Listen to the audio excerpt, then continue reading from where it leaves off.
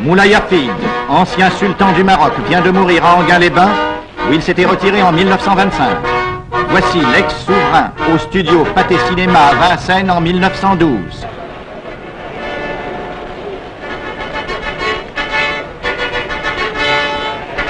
Moulay Hafid disparaît au 25e anniversaire de l'institution du protectorat français au Maroc. C'est à faire dans son palais que fut signée par lui le 30 mars 1912 la convention franco-marocaine. Elle fixait le principe de réformes reconnues indispensables pour affermir la souveraineté du sultan, rétablir la paix, faire renaître la prospérité dans le pays. La plus grande misère régnait alors sur l'empire chérifien, livré sur la plus grande partie de son territoire à des désordres sanglants. Le général Lyautey, nommé résident général au Maroc, mit aussitôt en œuvre de puissants moyens pour occuper et pacifier le pays. La conquête de Taza ouvrit le chemin de l'Atlas, où s'agitaient de redoutables tribus rebelles. L'occupation de Taza permit aussi de réaliser la liaison avec l'Oranie par chemin de fer à voie étroite.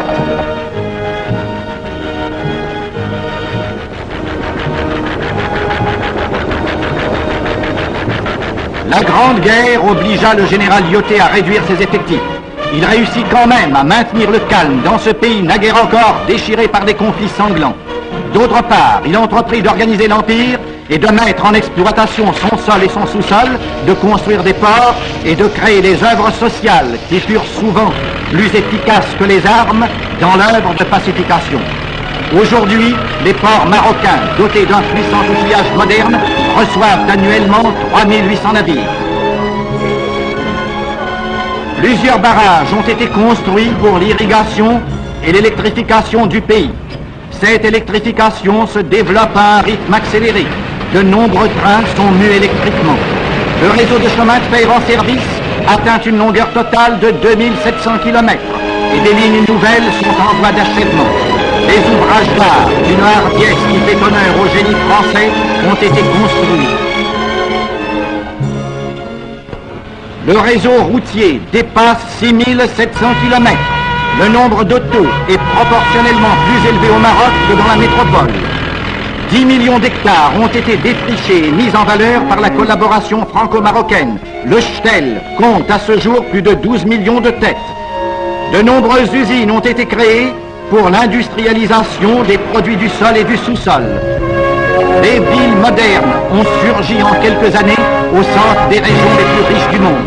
Des lignes aériennes les relient entre elles et 10 heures à peine les séparent de la France. Le maréchal Lyautey a eu soin de ne pas toucher aux villes marocaines, conservées comme autant de témoignages historiques de l'antique pays des sultans. Sans toucher aux coutumes ni aux mœurs des indigènes, la civilisation française a réalisé une transformation presque miraculeuse. Le sultanat a retrouvé son prestige et rétabli sa domination.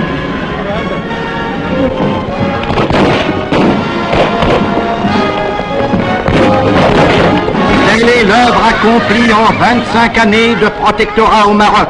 La paix française continue de favoriser l'œuvre humaine entreprise à l'abri des deux drapeaux dont l'union symbolise la prospérité et le bonheur du peuple marocain.